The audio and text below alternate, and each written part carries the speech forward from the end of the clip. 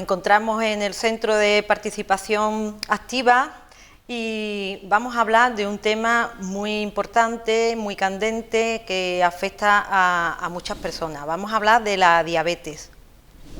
La diabetes se llama diabetes mellitus. Se caracteriza porque no es una enfermedad, son varias enfermedades metabólicas. Afecta al metabolismo y al funcionamiento de la obtención de energía del cuerpo. Se caracteriza porque se sube la glucosa o azúcar, como prefiramos llamarlo, glucosa o azúcar. Y se conoce también como hiperglucemia. La glucosa en la sangre es la gasolina del cuerpo. Es una sustancia importantísima, fundamental para que sigamos viviendo. Y la única forma que tenemos es ingerirla a través de los alimentos. ¿Quién hace que esta glucosa o este azúcar se transforme en energía? La insulina, que es una hormona que se produce en un órgano del cuerpo que se llama el páncreas y es la que se encarga de llevar esta glucosa desde la sangre hasta el interior de las células que forman nuestro cuerpo y nuestros órganos. Cuando no hay insulina o la insulina que hay no funciona correctamente, ¿qué pasa? Que se elevan los niveles de glucosa en sangre. Y estos niveles elevados durante mucho tiempo son los causantes de la enfermedad, de la diabetes mellitus, que afecta no a un órgano, sino a muchos órganos del cuerpo, a varios órganos. ¿Y cuáles son las posibles complicaciones que produce la diabetes? Son muy importantes, por eso tenemos que cuidarnos y cuando la persona es diabética hay que tomárselo en serio, porque da ceguera, afecta a los ojos dando ceguera, afecta a los nervios de las piernas y por ello sufrimos muchas veces amputaciones, da muchas enfermedades cardiovasculares, afecta al corazón, a las arterias del miocardio, a las coronarias y puede acarrear una muerte prematura. Hay que tener mucho cuidado porque la diabetes mata a gente y mata a gente joven. Por eso es importante diagnosticarla lo más pronto posible y tratarla sobre todo de forma muy precoz. ¿Cuáles son las causas? Pues tenemos dos tipos fundamentales, hay más, pero vamos a hablar de la diabetes 1, un pequeño resumen, que la diabetes 1 es la que se descubre en los niños, porque aparece durante la infancia o durante la adolescencia. Puede afectar a algún adulto joven, pero no es lo normal. Se caracteriza porque tiene un mecanismo inmunitario. Las células de nuestro cuerpo no reconocen a las células del páncreas, no las reconocen. A las células que producen la insulina, las atacan, con lo cual se deja de producir la insulina. Eso se llama un mecanismo autoinmune y impide que se produzca la insulina. Es muy poco frecuente, afortunadamente, y afecta a entre un 5 y a un 10% de los casos de diabetes. Normalmente, como hemos dicho, afecta a la población infantil y al adolescente. La diabetes de tipo 1 se caracteriza, a diferencia de la diabetes tipo 2, en que desde el primer momento que se diagnostica hay que tratarla con insulina. No sirve tratarla con pastillas. La diabetes 2, la diabetes mellitus tipo 2, que es la más frecuente, la que nos encontramos y la que aparece normalmente en el adulto, es la más frecuente y se da entre un 90 y un 95% de los casos. Se presenta, como hemos dicho, en personas mayores, sobre todo a partir de los 40 años, pero especialmente se da a partir de los 60, y está estrechamente asociada a la obesidad. En este tipo de diabetes, el páncreas deja de producir la insulina porque gasta toda su reserva intentando controlar los niveles elevados de glucosa en sangre. O produce una insulina en una cantidad que no es suficiente o que la insulina que produce no es de buena calidad. Es lo que se llama también resistencia a la insulina. ¿Cuáles son los síntomas más frecuentes de la diabetes? Se caracteriza por tres síntomas fundamentales, que es aumento de las ganas de orinar, en el número de veces y en la cantidad que se orina, por mucha sed, el paciente tiene mucha sed y un aumento importante del apetito. Eso se llama polifagia, polidipsia y poliuria, el aumento de la orina, el aumento de la sed y el aumento del apetito. Y contrariamente, a pesar de que tienes mucho apetito, cada vez te encuentras más delgado, hay pérdida de peso. Luego se caracteriza porque hay mucha fatiga o cansancio. Y lo característico de la diabetes 2, a diferencia de la diabetes 1, es que se va produciendo de forma lenta e insidiosa. No es como la diabetes 1 que aparece de forma brusca, sino que esta aparece al cabo de los años de forma lenta. Y la persona que la padece puede que no se esté dando cuenta de que tiene el azúcar elevada, porque los síntomas que tiene no son unos síntomas muy evidentes o no tienen una cantidad de azúcar tan elevada como para darle estas manifestaciones. Así que puede llevarse durante varios años siendo diabético sin saberlo. En cambio, la diabetes tipo 1, pues estos síntomas aparecen de manera brusca, como hemos dicho.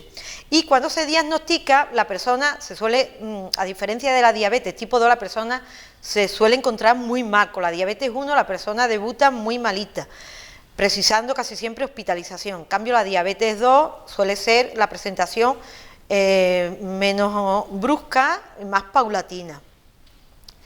¿Cómo diagnosticamos la diabetes? Pues se puede hacer una glucemia en ayunas, es decir, antes del desayuno te sacas sangre y tienes que tener con un ayuno de 8 horas por lo menos, o sea, desde la cena ya no comes nada y por la mañana te hace. Tienes que tener mínimo para hacer una diabetes 126 miligramos y hacerte por lo menos 2 o 3 análisis de comprobación. También podemos pedir una hemoglobina glicosilada, que es un parámetro que nosotros pedimos porque debe ser, el rango está entre 6 y 6,5%, y que a diferencia de la glucemia en ayunas no varía con que hagas ayuno o no hagas ayuno. Esto te mide la glucemia que has tenido durante los últimos 3 meses y no lo controla el paciente tan bien como puede ser la glucosa en ayunas. Y luego hay una prueba de tolerancia, que es una sobrecarga, que se le da al paciente una sobrecarga de azúcar, se bebe 200 miligramos de azúcar y se le hace una extracción a las 2 horas. Tiene que estar por debajo de 200 miligramos para diagnosticarlo de diabetes, por debajo de 200, habiendo tomado 200 miligramos de un líquido azucarado. ¿Cuál es el tratamiento de la diabetes? Lo más importante, hay que hacer una alimentación saludable. Hay mucha gente que se controla exclusivamente con la dieta. No comer alimentos que contengan muchos azúcares. Ya ahora, un poco más tarde, vamos a hablar de ello. Luego, fundamental, el ejercicio, porque el ejercicio regula todo el sobrante de glucosa que no hemos gastado en la vida normal, en la vida diaria, en tus actividades diarias. Ese sobrante, si hacemos un poco de ejercicio, lo bajamos. Y luego están los medicamentos, importantísimos. En la diabetes 1, como hemos dicho, se trata con insulina exclusivamente. En la diabetes tipo 2, aparte de la insulina, tenemos los antidiabéticos orales, que son comprimidos. Utilizamos comprimidos, aparte de la insulina. ¿Qué debo hacer para cuidar la diabetes mellitus? Pues vamos a hablar de los alimentos. Hay un bulo que dice, esto no lo puedo comer porque soy diabético, lo otro no lo puedo comer porque yo soy diabético. Los diabéticos deben y pueden comer prácticamente de todos los alimentos. Y no decir ciertas carnes o ciertas legumbres, no, es que esto sube mucho el azúcar. Las legumbres no suben el azúcar, hay que controlar las cantidades y comer de todo, una alimentación variada. Por ejemplo, las verduras, todas las verduras son buenas, las hortalizas, las frutas, hay que comer fruta, no vale decir que tienen mucho azúcar. Lo que no puedes comerte es un melón, ni medio melón, pero sí que te puedes comer un trocito de melón o puedes comer un trocito de sandía, pero no te comas media sandía. Cereales, preferiblemente que sean integrales, por ejemplo el trigo, el arroz. La gente dice, no, yo no puedo comer arroz porque soy diabético, así que hay que comer arroz. Hay que comer arroz y luego, por ejemplo, el pan, que tampoco está mal, la pasta, eso hay que comerlo. En pequeñas cantidades, claro, no te puedes sacar un plato de espagueti. Las proteínas, que come carne magra sin grasa, el pollo o el pavo sin piel. los pescados, sobre todo los azules, el salmón, el atún, las caballas. Se puede comer huevo, nueces, almendras, avellanas y garbanzos, judías, lentejas, guisantes. Hay que comerlo, pues no son malos para la diabetes. Luego los lácteos también, el yogur, los quesos desnatados y tomar aceite de oliva. Es bueno para cocinar y para aliñar. ¿Qué alimentos tenemos que evitar? Pues hay que evitar los fritos, los productos ricos en grasas saturadas y las grasas trans, que hemos hablado en otras ocasiones. Son las grasas transformadas, como son, por ejemplo, las margarinas, por ejemplo. Los alimentos en salazón, las conservas, los envasados precocinados. Está muy bien comprar de vez en cuando comida, pero debemos hacerla en casa. Los dulces industriales, fatales, eso llevan cantidad de colesterol. Las bebidas azucaradas, no digo marca, pero todos pedimos una botellita o un refresco de nada, eso no se puede tomar. Y el alcohol tampoco se debe hacer. Luego también tenemos que hacer actividad física. Es importante, ya lo hemos visto, para muchas enfermedades, realizar actividad física, que puede ser, como hemos dicho otras veces, 30 minutos diarios durante 5 días a la semana. Con eso es suficiente. Por ejemplo, vamos a decir algunas, vamos a especificar. Por ejemplo, podemos salir a la calle o por dentro de casa, o en el jardín, en el patio, andar todos los días un poco, realizar las mismas tareas domésticas, también es importante. O, por ejemplo, si la persona está bien, que sea ágil y buena, pues en vez de coger ascensor sistemáticamente, pues lo que podemos hacer es subir las escaleras, con cuidado, no nos vayamos a caer. Luego pasear en bicicleta o bicicleta estática en casa. Luego, muy bien y muy divertido porque vas con la familia, son las caminatas por el bosque, por los caminos. Aquí tenemos muchos senderos, podemos salir al campo y hacer caminatas en la playa o en los parques, que tenemos también buenos parques, nadar o realizar ejercicios dentro del agua, bailar, hacer deportes en equipo, o quien quiera ya hacer pesa o banda, en fin, ya eso depende de cada persona. Y luego también ejercicios de estiramiento como puede ser tai chi o el yoga. ¿Cómo puedo mejorar mi calidad de vida? Pues, hombre, es importante aceptar la enfermedad. Cuando un médico le damos la noticia a una persona de que es diabético, hay que ponerse en su lugar, porque es una enfermedad que es crónica y que es grave, que la va a tener para toda la vida. Y hacerle entender a la persona que lo que tienes que hacer es sobrellevar lo mejor posible tu enfermedad, organizarte y llevarla lo mejor posible. Intentar leer y estudiar un poquito y aprender sobre la diabetes y no decir, bueno, yo tengo un poquito de diabetes. La diabetes no se tiene poquito, es como un embarazo, ¿no? Un embarazo no se tiene poquito, ¿estás embarazada o no lo estás? O eres diabético o eres diabética o no lo eres. O como por ejemplo cuando dice, no, tengo solamente el azúcar un poco alto, eso quiere decir que eres diabético. Hay que aprender y leer de la enfermedad y enterarte, pregunta a los médicos, pide información. Mientras mejor conozcas la diabetes, mejor la vas a llevar y mejor la vas a controlar. Luego es importante que aprendas a controlarte con las maquinitas que facilitamos, te controlas tu glucemia diaria. Luego, pues, recordar que todos los estados de ansiedad, de estrés, todo lo emocional repercute sobre los niveles de sangre. Pues, aprender un poco a manejar estos estados de ansiedad e intentar sobrellevarlos. Luego, importante, controlar el colesterol, controlar también la tensión arterial, la obesidad, como hemos dicho, no fumar, seguir un plan de alimentación. No quiere decir que nunca rompas este plan, pero eso tiene que ser una cosa puntual y que no ocurra nada más que una vez cada mes, como mucho. Luego, convierte tu actividad física, lo de pasear o de nadar, conviértelo en una cosa rutinaria, diaria, de lo que tienes que hacer todos los días.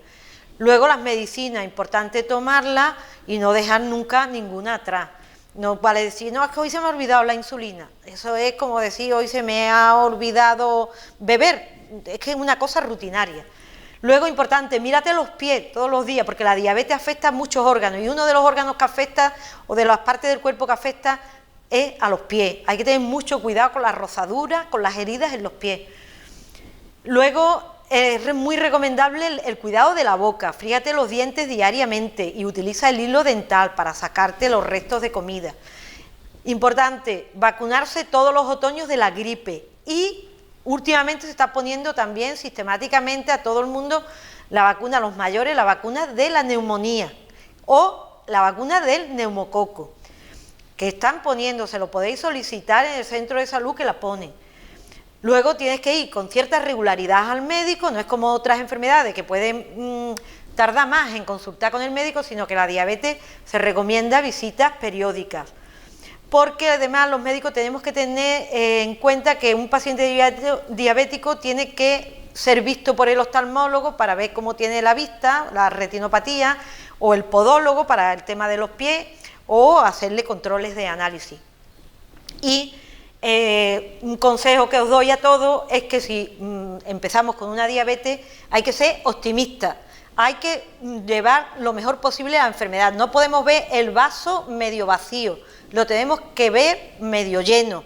Es una enfermedad, pero que con los controles, que entre las medicinas, la dieta, el ejercicio y la información, vamos a vivir con muy buena calidad de vida. Y merece la pena vivir, porque hay gente que duran 40 años de diabético y lo llevan muy bien. Muchas gracias. Hoy iniciamos un bloque especialmente interesante, que es sobre los usos y costumbres de nuestra localidad. Para este bloque hemos querido tener la colaboración de una persona que conoce muy bien el entorno y conoce muy bien la naturaleza, que es Víctor Camacho. Él generosamente se ha ofrecido a dirigir cada una de las entrevistas que se van a llevar a cabo y que tendremos la oportunidad de ir viendo a lo largo de los distintos programas. El primero de los bloques de los que queríamos hablar, por la trascendencia que ha tenido, es de Doñana. Si yo algo he aprendido hoy, es algo que me ha parecido de vital trascendencia, y es que Doñana es el fruto de la conversación íntima entre la naturaleza y el hombre, el fruto del respeto. Y si hay una figura que representa eso de una manera fundamental, es la persona que vamos a entrevistar y que nos va a hablar de Doñana, que es José Boixo. José Boixo ha sido durante 39 años el guarda mayor de Doñana. A él le gusta comentar que, aunque nació en términos de Hinojo, ha desarrollado toda su vida en Doñana, tanto laboral como su propia existencia. Él nos habla de eso, del respeto de la naturaleza, pero también nos dice algo fundamental: Doñana es el fruto de la mano del hombre. Bueno, José, queremos que nos cuente tu experiencia en Doñana y en todo el territorio, que nos hables un poco de las gentes de Doñana, de las tradiciones y sobre todo de los usos y costumbres que has vivido en Doñana. Sabemos que en Doñana han coexistido piñeros, carboneros, apicultores, se ha aprovechado el pasto, el tema de las yeguas, la marisma, la playa, que también se ha utilizado mucho, la pesca también fluvial, de anguilas, pues de todas estas cosas y de los personajes que te encontraste a lo largo de tu trayectoria como guarda mayor en Doñana. Bien. Pues mira, yo en Doñana, no he nacido en Doñana, nací en términos de Hinojo, pasé a Doñana con toda mi familia, de que tenía yo 7 años, todavía no cumplí, y yo no salí más de Doñana, he empezado, yo he conocido en Doñana, desde, que te voy a decir, desde el carbonero, el cisquero, el de la piña, el que hacía carbón de rezo, el que hacía carbón de pino, ¿sabes? Porque había, las manchas te arrancaban, como era un coto de caza, había que darle de comer a los bichos, y entonces el guarda mayor cogía un trozo de terreno de mancha de brezo y le hacía un rancho que le llamaba rancho, y trabajaba casi todo el mundo en la familia, ¿sabes?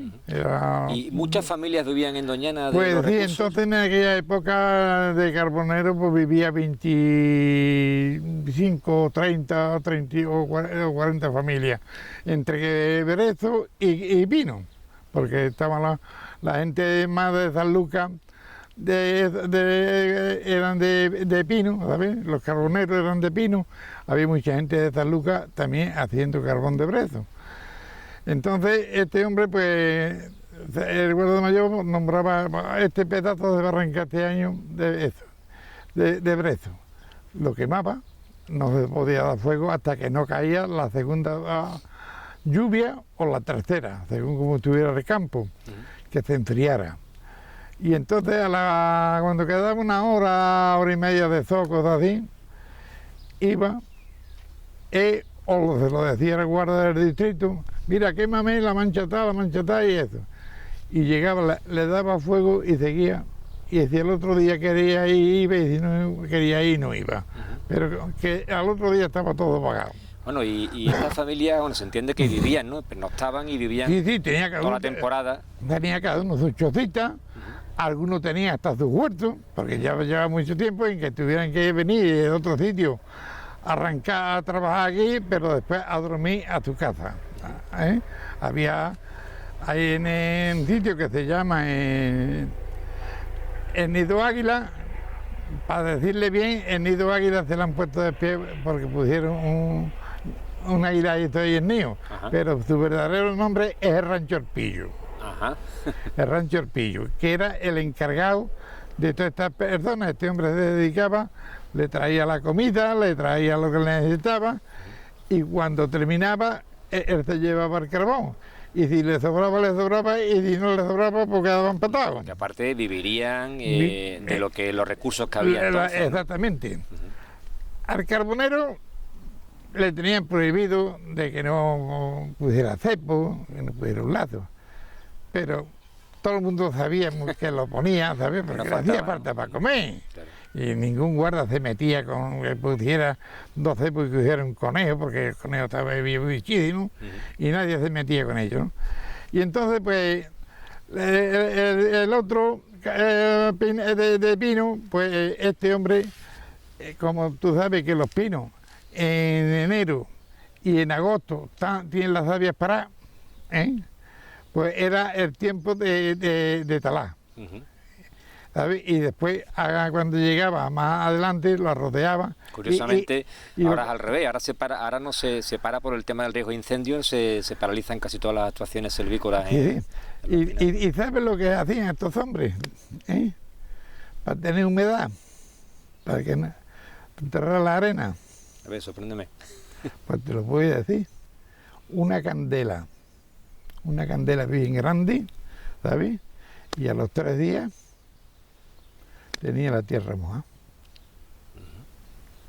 Para que no se colara la arena seca y para el leche. Porque la calor daba de arriba, chupaba de abajo. También era otro tiempo, llovía mucho, la capa freática estaba muerta, y entonces hoy no sé si se podría hacer eso, porque la capa freática se ha ido a 3 o 4 metros de profundidad. Porque antes hacía un hoyito en cualquier sitio y tenía agua. Ahora para encontrar agua tiene que... Sí, la fuente, imagino que también había fuentes que se abastecían de agua dulce. Exactamente. Y también para el ganado, pues llegaba el mes último de junio, 1 de julio por ahí, y ya la marisma se secaba, todavía no había agua. Entonces mi padre, que era el guardapasto, se encargaba de buscar una cuadrilla de 4 o 5 hombres y se hacían zacallones, le llamábamos zacallones. Se sigue utilizando el término todavía. Pero se hacía a mano, entonces no había tarzores, no había nada, se hacía a mano. ¿Y qué pasaba? Que cuando andaba un poco más de medio metro tenía agua. Claro. Toda la parcelatica estaba muerta. Y se empezaba en julio y se terminaba último septiembre, 1 de octubre, casi siempre se terminaba por una punta y se empezaba por la otra, ¿sabes? Porque había que limpiarlo, el ganado tenía que beber, En los montes había que hacerle agua a las reses. Ganado José, el mismo que hay ahora. El mismo, la vaca, la yegua, y allí yo no lo sé, pero este año, tío, estuve también una discusión, porque estuve en Doñana y me acerqué ayer en el arma encima. Y cuando llegué aquí llamé a la que estaba hoy de directora no, como administradora, la llamé por teléfono y digo, mira, Poli, ¿qué ha pasado en Doñana? ¿Qué mano negra entró en Doñana? Pues eso que me estoy diciendo, y digo, entró una mano negra, tú no te has dado cuenta. ¿Dónde está la red de Doñana? ¿Dónde están los venados? ¿Dónde están los gamos? Digo, así como el cochino lo hay. Y dice, ¿usted por qué sabe que es el cochino? Digo, porque yo he ido por el camino de la marisma y me he ido fijando. Y a cada cochino tiene su brea. Y yo he contado 50 y tantas breas. Y sé más o menos los cochinos que hay. ¿Y había echado en falta usted otro? Dice, pues no lo sé. Bueno, pues al otro día o al otro me llama. Dice, ¿y usted que ha reunido los guardas y le he hecho preguntas y dicen que no es eso? Digo, Poli, ¿cuántas veces has ido tú? Porque la que no conté que empezó a estudiar ahí, ¿has ido tú con el coche y estás metido entre los venados, los gamos, en martinazos, caño, la raya y todo eso, me las gangas, y no se han movido? Dice, sí. Digo, pues anda, pasa ahora. ¿Tú te crees que yo me voy a creer que no entra una mano negra? ¿Tú te puedes creer que yo desde el palacio a la linda de Noguera he contado 47 ciervas y 5 venados que no sirven pan? Que se escucha un venado, era en Berrea, se escucha un venado para adentro de los montes porque no es capaz de salir para afuera a la marisma. Digo, y digo, de furtivo no es. De furtivo no es. Porque si hubiera sido furtivo con coche, por lo menos adentro de la estación no he entrado, porque yo he dado una huerta y no he robado. Y es decir, tiene usted razón. Las cosas sí es cierto que yo sé que han cambiado muchísimo, han cambiado también en las condiciones, ¿no? Las que había antes no son las que hay ahora. Sabemos todos también que el agua es un factor limitante siempre para los animales. Pero el agua limpia. El agua limpia. El agua limpia, por eso se limpia para los sacayones. Estaban limpios y los animales no les faltaba. ¿Qué le pasa? Que la tuberculosis habrá visto toda su vida en Doñana. Porque yo he conocido Doñana, morirse un montón de reses, una enfermedad, y que le daba a los bichos, se quedaba un poco aireado de atrás y hasta que se morían. Los abatos, había otra enfermedad que le llamaban aquí los domínguez y los guardas antiguos, arenados a abatos. Que los riñones con la tierra y eso se le paraban y iba andando nada más que con las manos y el otro cuerpo de atrás. Eso.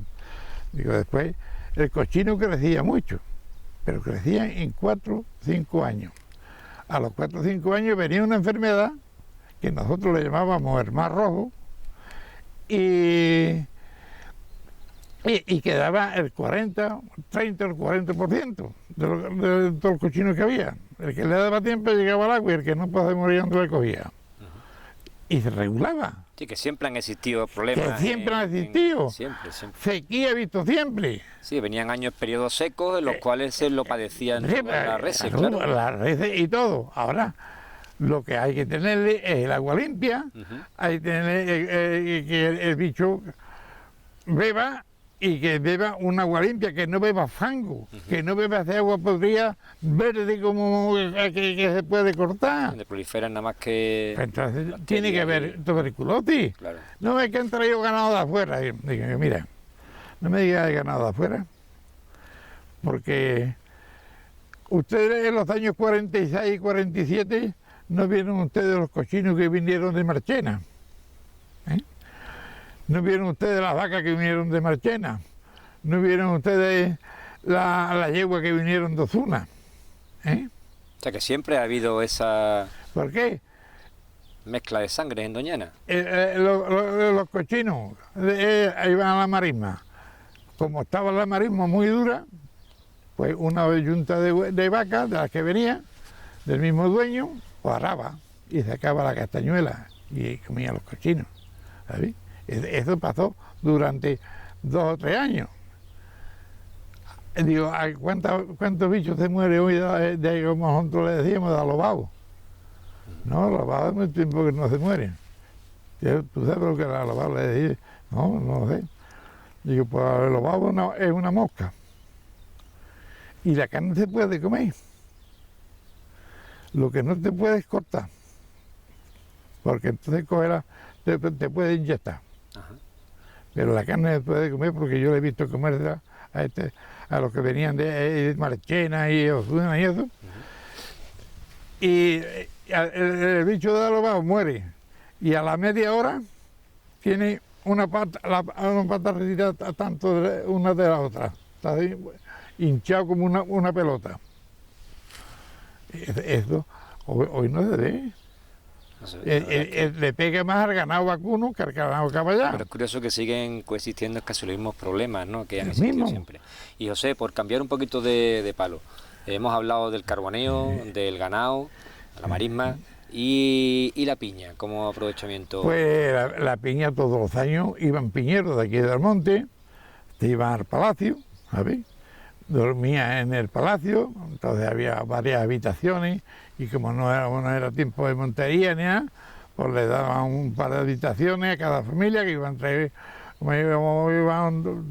piñeros y llevaban 3 o 4 chavales para recoger la piña y entonces pues a cada uno se le repartía un ¿Y pedazo de eran pina. las mismas familias todos los años o cambiaban? No, casi todos los años era la misma familia. ¿No? La gente de los Vitorios, la gente de los Rebanitos, y en fin, varios eso. Y entonces, pues iban todos los años, y esa gente iba a coger piña. ¿Sabes lo que te quiero decir? A coger piña. Había piña. Había piña, pero iban a coger piña. No iban a otras cosas. no iban a otras cosas como si el venado, que si el cochino, que si Iban esto. pendientes nada más de su A aprovechamiento. su trabajo. Y cuando veían cualquier cosa, se lo decía al guarda. O sea, que porque colaboraban y ayudaban con la administración del porque parque. no fuera a creer que habían sido ellos. Con lo cual eso siempre se ha comentado que al haber gente en el territorio, Doñana estaba más vigilada, ¿no? Porque colaboraban también con la... Hombre, sí, Claro. había eso, porque yo lo he visto, venir un piñero a casa de mi cuñado y decirle, Antonio, en el Pinar Martínez he visto yo 2 y nosotros estamos allí cogiendo piña y esto, entonces vengo a decírtelo porque no vayas tú creer y mata un bicho que vemos y nosotros, y colaboraban. Lo que estaban haciendo carbón exactamente igual. ¿Y la apicultura? ¿Había también apicultura? Pero solamente de la apicultura había poca porque nada más que casi de los guardas. No había hoy ese negocio, quien tenía un poco de negocio era la gente de los Brevas. De los Brevas, Vicente Breva, que tenía más colmenas.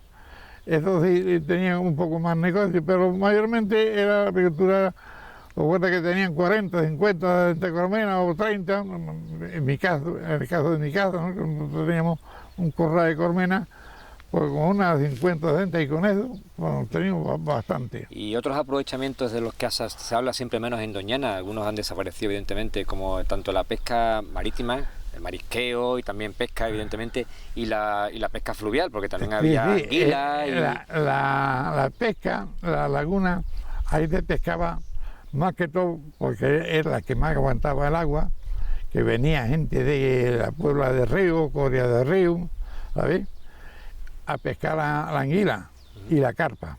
Y la carpa, eso para la parte del río, claro. No, esto aquí en Santolaya. Ah, en Santolaya. Santolaya, Laguna Dulce. Las lagunas. Algunas veces también pescaban en el Charco del Toro, porque entonces antiguamente las lagunas no se secaban. Estaban todo el año con agua, claro. Con agua. Por eso ¿Por qué guardaban el agua? Porque llovía, no había extracción de agua, la capa freática de hecho estaba muy alta y no bajaba y mantenía el agua arriba todo el año. Yo no he conocido a la laguna del Charco del Toro seca nada más que el tercer año, primero, 67 y 68, que se hicieron 2 pozos detrás a 1 kilómetro de la laguna de Cercoltoro. Y ahí pues se secó la laguna. Como si fuera mi padre. Era Antonio Chico, porque para Antonio Chico, para mí fue mi padre, porque Antonio Chico no era un guarda como los demás guardas. Antonio Chico para mí era un catedrático del campo. Qué maravilla. Para mí era un catedrático del campo y de conocimiento. Y claro, yo aprendí mucho de él, mucho. Y cuando tenía yo cualquier problema más joven, he visto nunca 8 o 9 hombres de mi cargo de guarda. Antonio, ¿qué le puede usted esto?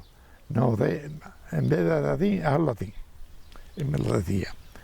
Pues estupendo. Yo no tuve nunca ni un sí, ningún no con los 8 o 9 guardas que tuvimos, que estábamos hechos una piña.